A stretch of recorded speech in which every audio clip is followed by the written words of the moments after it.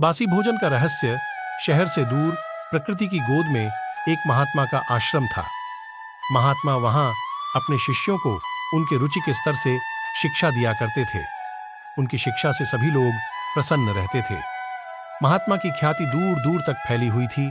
लोग उनसे शास्त्रार्थ करने और उनके प्रवचन सुनने कई दिनों का मार्ग तय करके महात्मा के आश्रम आया करते थे। एक धनी सेठ महात्मा के आश्रम में पधारे और महात्मा के प्रवचनों को सुनकर वह मंत्रमुग्ध हो गए।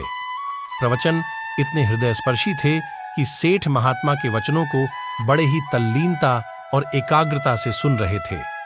जब प्रवचन समाप्त हुआ तो सेठ ने महात्मा को अपने घर भोजन का न्योता दिया।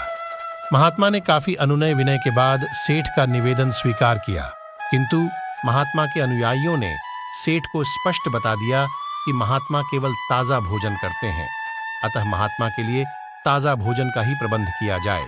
तय समय पर महात्मा अपने अनुयायियों के साथ सेठ के घर अतिथि रूप में उपस्थित हुए।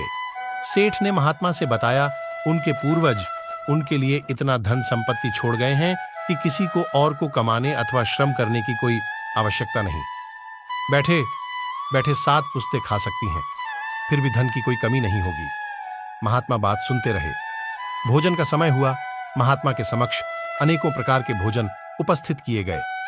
महात्मा ने सेठ से कहा, हमने तुम्हें पहले ही बताया था कि हम बासी भोजन नहीं करते हैं।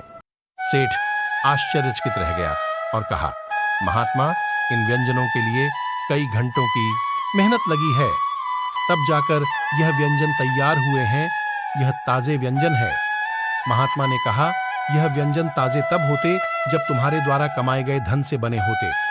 यह व्यंजन तुम्हारे पूर्वजों के धन से बनाया गया है, इसलिए यह भोजन मेरे लिए बासी के समान है।